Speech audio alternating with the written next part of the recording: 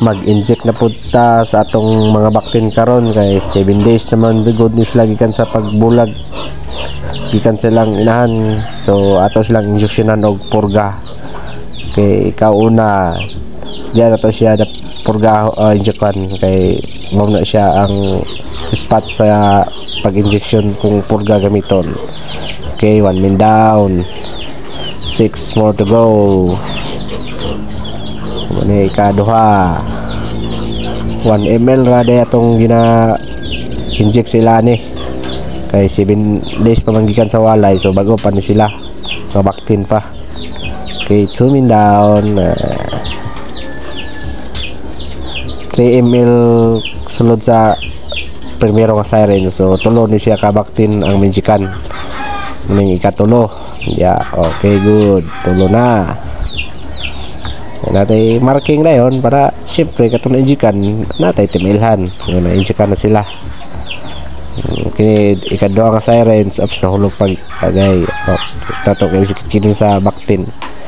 Kini ikadua ka sirens 2 ml rin siya, so dua ka baktin ang injikan ani. Piliin sa lakwa. Kini ikaw babae ni siya, kini kung injikan ika-4 ka inject, so okay, diha ana ra sayon 4 na, so nasad ikaw ni mo ni siya, laki ni siya ni kalima, oops diha. Okay, good, 5 na. So another sirens na pod kay dua ramon to ka ml, so dua ka baktin. Kini 2 ml, so dua ka po siya ka baktin.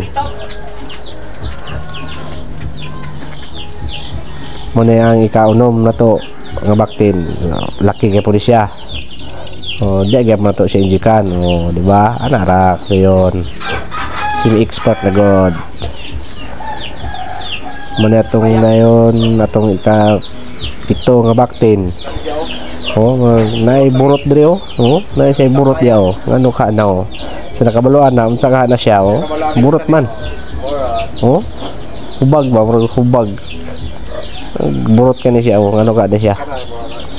Okay, dia ops dia tunjukkan ibuku asa dapat menunjukkan kay grabe man ka lihok diha kana na.